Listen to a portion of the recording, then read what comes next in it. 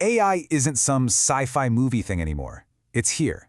It's already impacting jobs. And because of that, we've got to have a serious conversation. A conversation about what happens when millions, and I mean millions of jobs, just disappear. And whether a really controversial idea from the past, universal basic income, might actually be the answer to our future.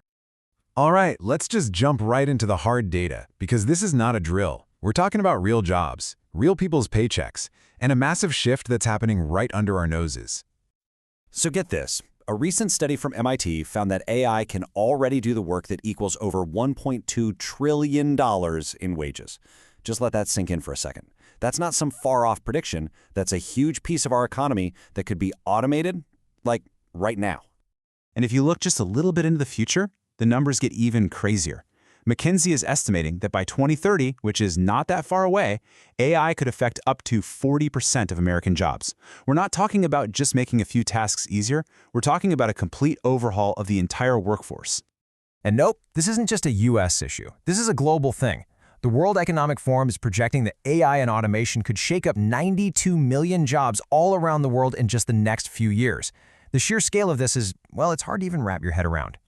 Now, what's so fascinating here is that all these different groups have slightly different numbers and timelines, right? You've got MIT saying a big chunk can be automated today, and McKinsey looking further out. But here's the thing. They are all pointing in the exact same direction. The message is crystal clear. Massive disruption isn't a maybe, it's a definite. So when you see these gigantic numbers, you have to ask yourself, what does that actually look like on the ground? This warning came from Andrew Yang 7 years ago. He was talking specifically about self-driving trucks. But his point about riots in the street, well, it perfectly captures the kind of social chaos that could happen when that same logic is applied to millions of jobs everywhere, from retail to customer service. So, it all boils down to this. All the data, all the expert predictions, they all lead to one central, unavoidable question. And trying to answer it means digging up an old idea that a lot of people still find pretty radical. And that question is pushing a potential solution that's getting more and more attention. Universal Basic Income, or UBI for short. The idea itself is actually pretty simple. As technology completely changes the job market, the government would give every single adult citizen a regular check, enough to cover the basics. No work requirements, no strings attached. It's just a financial floor so nobody falls through the cracks. Andrew Yang really pushed this idea into the mainstream during his presidential run. He called his version the freedom dividend, $1,000 a month for every American adult. And he was careful to frame it not as a handout, but as a dividend, a share of the success in the richest country on earth. Okay, but is this just some political fantasy? Not anymore. Let's take a look at Cook County, Illinois. That includes Chicago, one of the biggest counties in the US that actually put this whole UBI thing to the test. So, the county ran this 2-year pilot program giving over 3,000 households $500 a month. And the results? They were pretty stunning.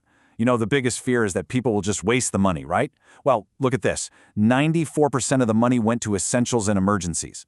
Not only that, but 75% of people felt more financially secure, and 70% said their mental health got better. That's a huge deal for the whole economy. Less stress can mean lower healthcare costs, maybe even more people starting small businesses. The results were so good, the county unanimously voted to make the program permanent. But as amazing as those results sound, it's not all sunshine and roses. The plan has some major challenges and some very loud critics who are asking really tough questions about whether it's sustainable and what it does to society. And this slide right here perfectly shows the funding problem. How did Cook County pay for it? Property taxes. And boy, did they go up. The city average jumped almost 17%, which is a lot. But look at neighborhoods like Inglewood or West Garfield Park. They saw increases of over 80 and even 130%. I mean, that just raises a giant red flag about how sustainable this is long term. Beyond just the cost, there's a big philosophical argument against it. Opponents, like the Illinois Policy Institute, say these programs just create dependency. The fear is that if you guarantee an income with no strings attached, you take away the motivation to work, which could lead to a workforce with less experience and fewer skills down the road. And this really gets to the heart of the whole debate. What is this really? Is it a socialist handout, the government overstepping and killing the motivation to work? Or, in the age of AI, is it actually a capitalist necessity, a way to make sure people still have money to spend so the whole consumer economy doesn't just collapse? Andrew Yang has this really powerful way of flipping that argument on its head.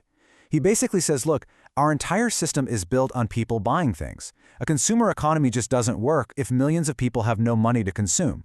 So, in his view, UBI isn't getting rid of capitalism, it's giving it a much-needed upgrade for the modern world. So if jacking up local property taxes is obviously not going to work for a whole country, how in the world would you pay for a nationwide UBI? I mean, where would trillions of dollars even come from? Well, the leading idea is to go straight to the source, put a tax on the insane profits of the tech and AI companies that are driving all this automation in the first place. The logic is that some of the value being created by AI, by companies like Google, Amazon, Apple, and the rest of this Magnificent Seven list, should be shared with the very people whose jobs are being replaced. And let's be clear, the stakes here are absolutely massive. A realistic prediction from someone like Andrew Yang is that 30 to 40 million American jobs could just vanish over the next 10 years. An event like that would completely rock the foundations of our society and our economy. Which brings us to the final, ultimate question in this whole thing. As AI keeps marching forward, changing everything about how we work, is a guaranteed income a realistic fix? Is it a necessary evolution? Or is it a really dangerous experiment? That's a question we may all have to answer a lot sooner than we think.